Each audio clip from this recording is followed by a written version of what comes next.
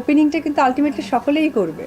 আমাকে নিয়ে হাসি ঠাট্টা করছে, আমি কোনো প্রতিবাদ করিনি অ্যান্ড করব না। আমি জাস্ট ওয়েট অ্যান্ড সি, দেখি। আমার বিশ্বাস যে একজন সেলিব্রিটি যখন যাবে, আপনাদেরকে আমন্ত্রণ না জানালেও আপনাদের দায়িত্ব জায়গা থেকে যাবে। অপু বিশ্বাসের সময় একটা নেগেটিভিটি রিভিউ দিত ফেসবুক বা সোশ্যাল মিডিয়াতে। আসলে যখন আমি আমার ব্যক্তি জায়গার একটা টানপড়ন যাচ্ছিল, তখন আমি আসলে অনেক বেশি ওপেনিং করেছি।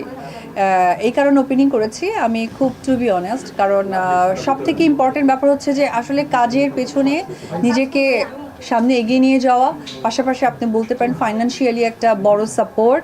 যেহেতু আমার সেই সময়টা ফিজিক্স ফিটনেসের জায়গাটা আমি একেবারেই প্রস্তুত ছিলাম না একজন নায়িকা হিসেবে।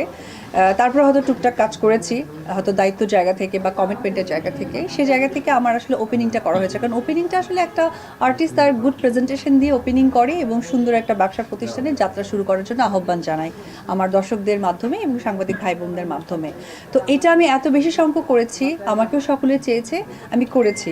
কিন্তু একটা মহল যেটা হয়েছিল যে আমাকে স্ট্রিক্টলি বলতো যে ফিতা কাটা নায়িকা অপু বিশ্বাসের সাথে। তো বিষয়টা আমি কখনোই দুঃখের সাথে দেখিনি। আমি এই কারণে দেখিনি, কারণ it's part of my job. আমি একজন সেলিব্রিটি। আমি যখন একটা জায়গায় যাব, এই যে আজকে আপনারা ভাইরা যারা এসেছেন, আমার বিশ্বাস যে একজন সেলিব্রিটি যখন যাবে, আপনাদেরকে আমন্ত্রণ না জানালেও আপনাদের দায়িত্ব জায়গা থেকে যাবেন। কারণ আপনাদের অফিসিয়ালি এক ধরনের টার্মস থাকে যে একজন সেলিব্রিটি যাচ্ছে, তার মনের ভাব প্রকাশ করা নিয়ে আসেন। কিন্তু একজন সামান পিপল, যদি নর্মাল কেউ একজন যদি যায়, তখন কিন্তু আপনাদেরকে ইনভাইট করলে তখন বেশ কিছু বাইন্ডিংসের মাধ্যমে আপনাদের যেতে হয়। আমি যদি বলি কথাটা রাইট, তো সেই জায়গা থেকে সেই সময়টা অপু বিশ্বাসের এমন একটা সাপোর্ট ব্যাপার ছিল।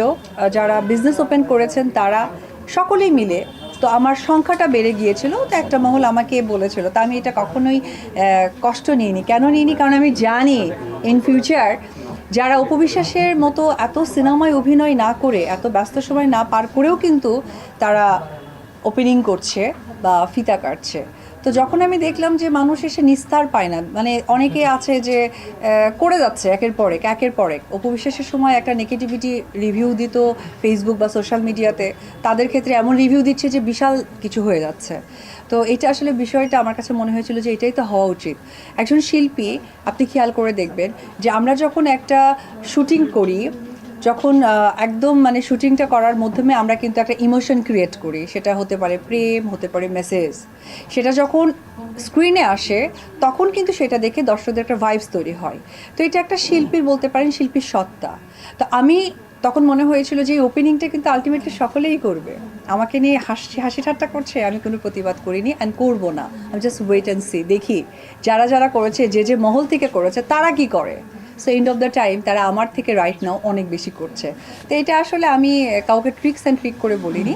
আমি এটা মনে হয় যে যারা যারা ভেবেছিল যে কখনোই ওপেনিং করবে না, ফিতা কাটবে না বা এই ধরনের ব্র্যান্ডিংয়ে যুক্ত হবে না, তাদের যখন সংখ্যা আমি দেখেছি বেশি এবং পারিশ্রমিক জায়গাটাকেও